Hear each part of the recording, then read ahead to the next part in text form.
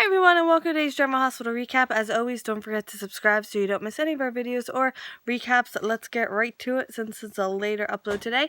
So at Sunny's office, Christina brought Aaron there and Sunny comes in and Christina's like out of the room. So Sunny's like, who are you? So apparently Aaron never made the connection between Corinthos Coffee and the restaurant. Why would you? But then Christina comes back in. She's like, oh yeah, we met at Friedman. And this guy, Aaron's like obsessed with Suddy's Coffee. Apparently he's a culinary student. So he's like super into the restaurant too. And he wants to look around the kitchen. And while he's doing that, Christina and Sunny get to talking. So she tells him how it's their first date. Like there's no expectation. She doesn't know what's going to go on. And he's like, he says how he wants her to meet a nice guy who treats her nice. And like, I know the way she's hearing it, but like he's only saying that because he doesn't know otherwise. Like he would say the other thing, like, you know, in my opinion. So Christina wants to tell him something, but then they get more to talking about the family, and then Aaron comes back in. So not really the time.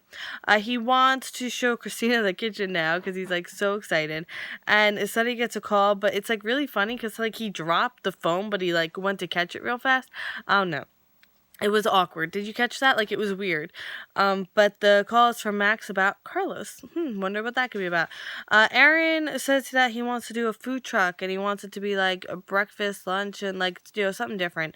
And he wants to incorporate Corinthos Coffee. And, like, she's like, oh, so that's why you're dating me. He's like, oh, I didn't know who you were. Your name tag said C-Davis. I didn't know who you were. She may call off the date. She thinks he'll be disappointed when he learns more about her. And he's like, try me. So she says she was suspended from Wesleyan and she was married and divorced, doesn't count, different actress. And she was in an abusive relationship in high school. And like he doesn't brush it off like it doesn't matter. He's more like I have my baggage too, and like, you know, I want to learn more about you, and they should have dinner, and like he thinks it's cool how honest she's being. So I like him. At the hospital, Carly wants to see Dr. Finn. He's dealing with a patient who bit of a hypochondriac, if I do say so myself. And Carly thinks he's being really nice to the guy because like he's a lonely guy, and this is like, you know, his way of getting attention. And Dr. Finn is like, he's not acting like he would with Tracy, like he's adjusting. So she thinks very highly of him. Oprah comes over to lecture him about unwarranted tests and stuff like that, but she's not in charge anymore. Too bad. And he claps back at her pretty much with that. So Carly wants to talk about the mystery kidney, and she wants to team up with Dr. Finn, and she brings up all the stuff she's done for him, you know, the distilled water, and, you know, keeping your room at 85 degrees, which is kind of annoying, and the service lizard where there's, you know, no such thing. And he's like, all right, I'll help. But like in a fun way, not in like a, oh, you're guilting me way, you know? So the chain of custody is first, so they go to floor number 1, new location. And Obrick's the one in charge of the records, so there's that. So Carly talks to her about finding out who the donor was, but of course she brings up all the money her and Sunny have donated to the hospital. So Obrecht's not gonna give her that information because it would open the hospital up to a lawsuit. Even though like Carly's not like looking to sue the hospital. But Dr. Finn says she has a right to see the records as the patient's mother, and Obrecht's like, yeah, but you know, through the proper channels. I'm not just gonna give them to you. So Dr. Finn has to go see his patient, and Carly sees Obrecht upstairs, so she's gonna sneak to the records room, and Carly gets access to the computer. So proud right now. At the holding cell of the PCPD, Hammer tells Carlos that the witness is dead and he's going to be free soon, and he doesn't want Carlos to tell Alexis he was there. And then Sunny comes to visit, and Carlos is, like, scared, like, legit scared. And Carlos keeps calling for the guard, and Sunny's like, the guard is on, like, you know, a long lunch. So Sunny wants to congratulate him because the witness died, and he's gonna be free soon. So Sunny's gonna be the one to dispense justice. That's not me talking, that's him talking. But he's not gonna kill him now, obviously. But he is a dead man walking, and Sunny's really having fun with it. I may have stolen that line from someone else in the house. At Anna's place, Anna feels horrible that she bailed on dinner with Griffin. It just kind of totally, like, went right over her head after everything happening. But he's totally understanding. He heard what happened. So Anna admits, like, she wasn't holding it back, that she doesn't actually think Alexis is involved. It's just that all of Julian's humanity is wrapped up in Alexis, so it was kind of a long shot to get him to confess. Anna sees the similarities between her and Alexis, and the only difference is, like, the difference between Julian and Duke, that, Julian's a coward and a scumbag, this, that, and the other thing. Anna's words, not mine. And Duke is the kind of man who wouldn't put Anna in the position of compromising her morals and stuff like that. Griffin wants her to be as passionate about her defense as she is about this, and they talk about faith, and she asks if Griffin feels that God ever failed him, especially with everything going on, and he says no, but he has failed God. Ooh, ominous.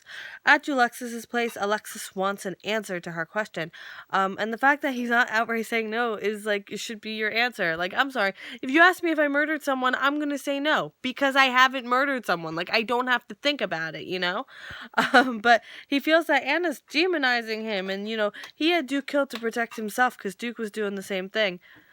True, but do with that what you will. So he finally says he didn't do it. Took way too long, to be quite honest with you. He didn't know the witness's name. How could he arrange it? And then she's like, okay. And then she sees her briefcase, and she remembers all the information was in her briefcase, and she had left the room, and she asked point blank, did he look in her briefcase and get the name of the witness? And, he wants to play out that theory, and he brings up that, she was the prime suspect. Why would he put her in that position? Why would he do that to her? And she's like, well, that part probably wasn't intentional. Like, that just happened. And, why would he leave the guy alive? And I'm like, these are the kind of questions that normal people don't ask. So he brings up that he's out of that line of work, and he did that for her, and he has complete faith in her. So why would he kill the witness? Because he had no doubt that she would be able to work around it. And he's changed, and then he really starts getting to, like, the guilt tripping her for not believing him, and that's the part I'm more of the issue with. And he's like, do we even have a marriage anymore? Like, when it gets into, like, that lowness, that's where, like, I don't know, I slip into the maybe Anna is right about you. So Alexis asks if he loves her, and, asks him to say it again and again and again, and then she seems to be, rationalizing. The best way to put it. And now end scene. Woo! So Dr. Finn is called to Mr. Ellis's room. Stat doesn't sound good. And Obrecht is in there. Weird. And Mr. Ellis apparently is dead. And Dr. Finn was just with him. So what happened, huh?